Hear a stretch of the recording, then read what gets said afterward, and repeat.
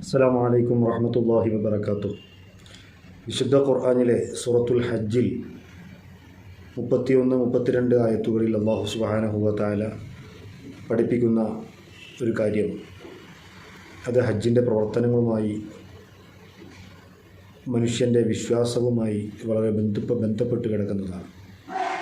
വമൻ യുഅള്ളിം ഹുറുമാത്തില്ലാഹ്, ആരെങ്കിലും അല്ലാഹു ഹുർമത്തായി ബഹുമാനം കൽപ്പിച്ച കാര്യങ്ങളെ ബഹുമാനിച്ചാൽ, ആ ഹുർമത്ത് കൽപ്പിച്ചുകൊണ്ട് അതിനെ ആദരിച്ചാൽ, ദാലിക ഖൈറുല്ല, അത് അവന് ഏറ്റവും ഖൈറായ, നന്മയുള്ള, പുണ്യമുള്ള കാര്യമാണ്.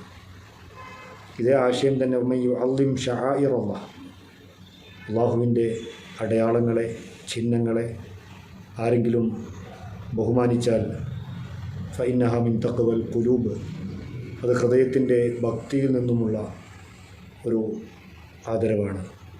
ഹൃദയഭക്തി ഉള്ളവർക്ക് മാത്രമേ അതിന് സാധ്യമാവുകയുള്ളൂ. അപ്പോൾ ഈ രണ്ട് ആയത്തുകളെ നമ്മൾ വിശകലനം ചെയ്യുമ്പോൾ, മഹാന്മാരായ മുഫസ്സിറുകൾ ഈ ആയത്തുകൾ വിശദീകരിച്ചുകൊണ്ട് നമ്മോട് പറയുകയും പഠിപ്പിക്കുകയും ചെയ്യുന്നത്, ഹജ്ജ് അത് ആദരവിൻ്റെ വലിയൊരു ആരാധനയാണ്. ഒരു ഹാജിയെ സംബന്ധിച്ചിടത്തോളം അവൻ്റെ എല്ലാ പ്രവർത്തനങ്ങളിലും ഈ ഒരു ആദരിക്കലുണ്ട്. ഇപ്പോൾ നമുക്കറിയാം, ദുൽഹിജ്ജ മാസത്തിലാണ് നമ്മളുള്ളത്.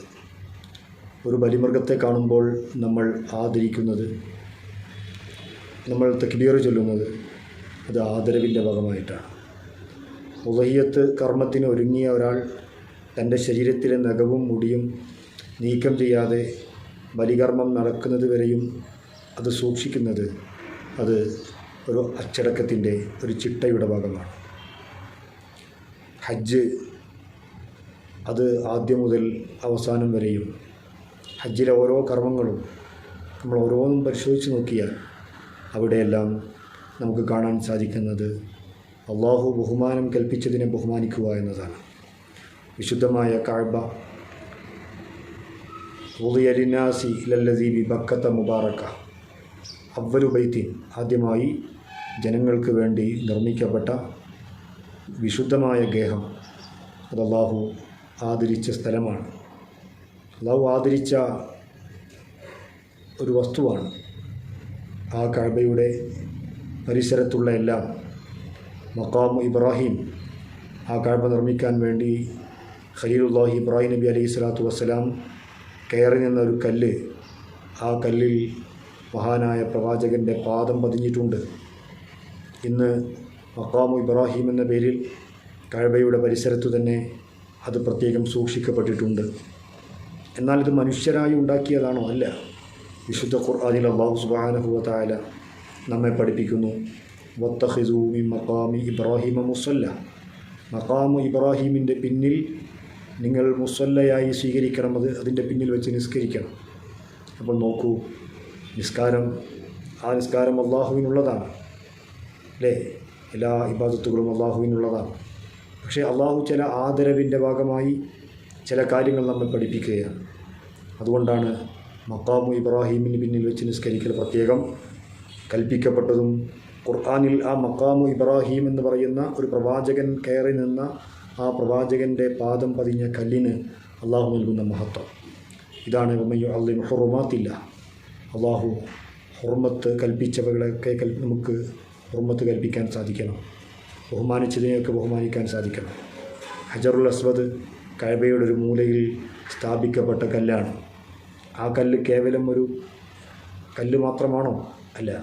ആ കല്ലിന് മഹത്വമുണ്ടായത്, ആ കല്ലിനെ ആദരിക്കാൻ ഹബീബായ റസൂലുള്ളാഹി സ്വല്ലല്ലാഹു അലൈഹി വസല്ലം തങ്ങൾ നമ്മെ കൽപ്പിക്കുകയും, തിരുദൂതർ ഹജ്ജ് നിർവഹിച്ചുകൊണ്ട് ആ ഹജറുൽ അസ്വദിൻ്റെ മൂലയിൽ നിന്നാണ് തവാഫ് എന്ന് പറയുന്ന പ്രത്യേകമായ കഅബം ചുറ്റുന്ന ആരാധന, ആ ഇബാദത്ത് തുടങ്ങേണ്ടത്. ആ തുടങ്ങുന്ന സമയത്ത് ആ കല്ല് പ്രത്യേകം ചുംബിക്കൽ സുന്നത്താണ്. ചുംബിക്കാൻ സാധിക്കാത്തവർക്ക് അത് കൈകൊണ്ട് സ്പർശിച്ചുകൊണ്ട് മുത്തൽ സുന്നത്താണ്. അതിനും സാധിക്കാത്തവർക്ക് ആ കല്ലിനു നേരെ ആംഗ്യം കാണിച്ചുകൊണ്ട് ആ ആംഗ്യം കാണിച്ച കൈ ചുംബിക്കൽ സുന്നത്താണ്. അപ്പോൾ ഹജറുൽ അസ്വദായാലും കഅബയായാലും അതുപോലെ തന്നെ മഖാമു ഇബ്രാഹിം ആയാലും ഒക്കെ അള്ളാഹു ആദരിച്ച വസ്തുക്കളാണ്. അതുകൊണ്ടാണ് എല്ലാ പ്രവാചകന്മാരെയും അള്ളാഹു സുബ്ഹാനഹു വ തആല വിശുദ്ധമായ കഅബയാവുന്ന ആ കേന്ദ്രത്തിലേക്ക് ക്ഷണിക്കുകയും അവിടെ വെച്ച് ഹജ്ജ് നിർവഹിക്കുകയും ചെയ്തത്. കേവലം ഹജ്ജ് അവസാനത്തെ പ്രവാചകൻ മുഹമ്മദ് റസൂലുള്ളാഹി സ്വല്ലല്ലാഹു അലൈഹി വസല്ലമ തങ്ങളുടെ കാലത്ത് ആരംഭിച്ചതല്ല, മറിച്ച് ആദം നബി അലൈഹി സ്വലാത്തു വസ്സലാം മുതൽ ഹജ്ജുണ്ട്, കഅബയുണ്ട്. ആ കഅബയിലേക്ക് ആദം നബി അലൈഹി സ്വലാത്തു വസ്സലാം ഇന്ത്യയിൽ നിന്ന് നടന്നുകൊണ്ട് 40 ഹജ്ജുകൾ നിർവഹിക്കാൻ പോയിട്ടുണ്ട് എന്ന് ചരിത്രത്തിൽ കാണുന്നുണ്ട്. അതുകൊണ്ട് മാമിൻ നബിയിൻ ഇല്ലാ ഹജ്ജ, ഒരു പ്രവാചകനും ഹജ്ജ് നിർവഹിക്കാതിരുന്നിട്ടില്ല. എല്ലാ പ്രവാചകന്മാരും മുൻകാലത്ത് കഴിഞ്ഞു പോയ എല്ലാ നബിമാരും കഅബയെ സ്പർശിച്ചിട്ടുണ്ട്, ആ കഅബയിൽ കാലുകുത്തിയിട്ടുണ്ട്, അവിടെ സുജൂദ് ചെയ്തിട്ടുണ്ട്, ആ കഅബയെ തവാഫ് ചെയ്തിട്ടുണ്ട്, ഹജ്ജ് നിർവഹിച്ചിട്ടുണ്ട്. അപ്പോൾ ഇത്രയും വലിയ ഒരു ഓർമ്മയാണ് ഹജ്ജ് എന്ന് പറയുന്നത്. എല്ലാ അമ്പിയാക്കളുടെയും വഴി, എല്ലാ ഔലിയാക്കളും വന്ന ഒരു വഴി, ആ വഴിയെ സ്വീകരിച്ചുകൊണ്ട് അവരെല്ലാം പോയ സ്ഥലത്തേക്ക് കൂട്ടം കൂട്ടമായി മുസ്ലിമീങ്ങൾ ഈ മാസം ഒഴുകുന്നത്, അത് ഇസ്ലാമിൻ്റെ ഏറ്റവും വലിയൊരു സൗന്ദര്യമാണ് ഹജ്ജ്. ഇനി നിങ്ങൾ തവാഫ് കഴിഞ്ഞ് സഅയിലേക്ക് പോയി നോക്കൂ. ആ സഅയിലെ ഇന്ന സ്വഫ വൽ മർവ, ആ സ്വഫയും മർവയും വിശുദ്ധ ഖുർആനിൽ അല്ലാഹു പരാമർശിച്ച ഇടങ്ങളാണ്. എന്താണ് സ്വഫയുടെ പ്രത്യേകത? എന്താണ് മർവയുടെ പ്രത്യേകത? അത് നമുക്കറിയാം. ഇസ്മായിൽ നബി അലൈഹി സ്വലാത്തു വസ്സലാം എന്ന